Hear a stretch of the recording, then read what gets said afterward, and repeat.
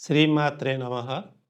माता महाकाली, इनके स्वरूप देखेंगे, काला रंग और खोपड़ियों की माला पहनी हुई है, 4 भुजाएँ हैं, बाएँ हाथ में दरांती और कटा हुआ सिर पकड़ी हुई है, दाहिने हाथ में रक्त से भरा प्याला और दूसरे हाथ में वरद मुद्रा और सब पर वो खड़ी हुई है।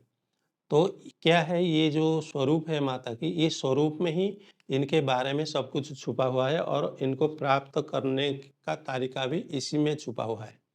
इनमें बहुत सारी तारिका है, जो परंपरा है, जैसे किसी परंपरा से आप इसका साधना कर रहे हैं, उसी हिसाब से उनको आपको चिंतन भी आपका होगा और उसी प्रकार का आपको फल भी प्राप्त। 10 महाविद्या में इनका प्रथमा कहा जाता है, क्योंकि प्रथम महाविद्या है।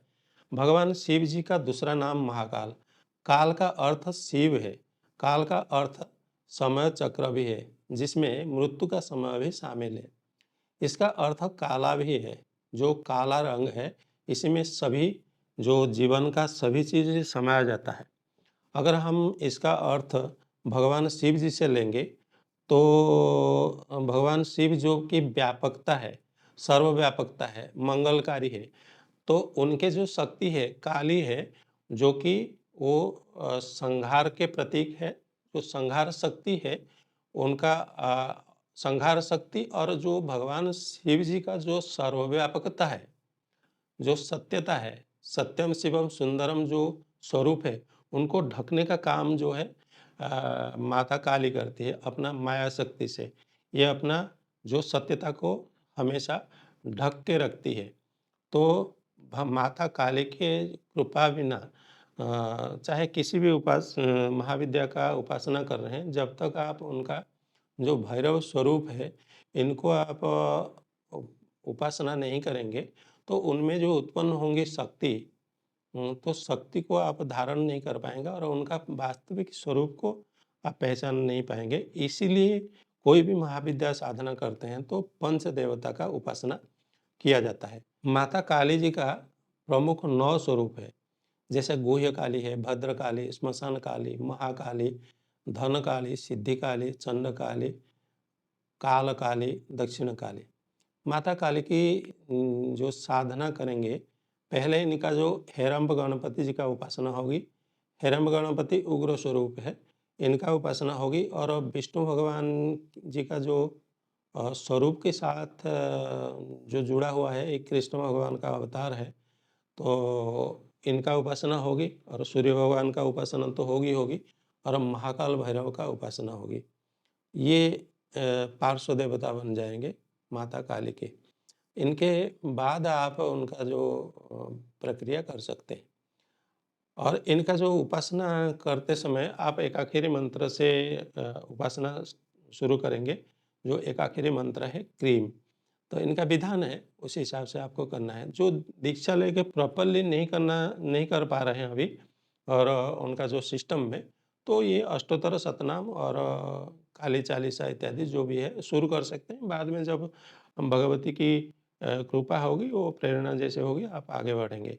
इनका जो कहानी है, उत्पत्ति की कथा ऐसे ऐसे है कि देवी भागवत पुराण 5वें अध्याय में उनके अवतार का वर्णन किया गया है। कहानी इस प्रकार का है, सभी देवताओं ने 2 राक्षस शुंभ और निशुंभ के से परेशान थे। और शुंभ और निशुंभ के बारे में पराशक्ति, जो प्राइमोडियल एनर्जी, जो भगवती स्वरूप है, उनसे प्रार्थना किए, क्योंकि वो लगातार देवी और देवताओं को परेशान कर रहे थे। पराशक्ति ने अपने शरीर से एक शक्ति उत्पन्न की, तो उसका नाम कौशिक रखा। कौशिक का अर्थ पंजे वाली। देवी भागवत के अनुसार इन्हें भद्रकाली भी कहा जाता है।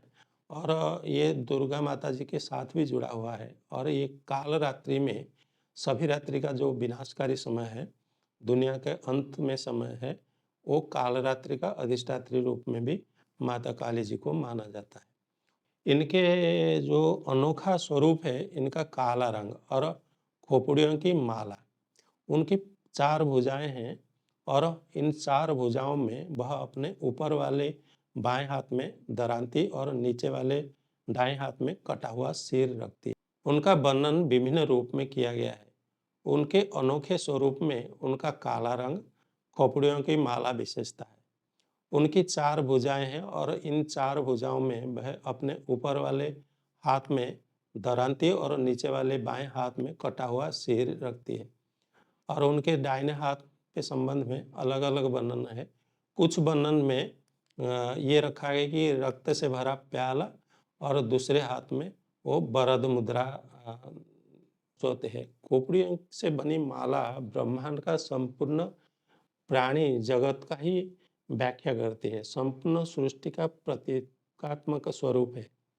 खोपड़ियों का अस्तित्व ये है कि कटा हुआ सिर, चाहे कोई आदमी जीवित हो, चाहे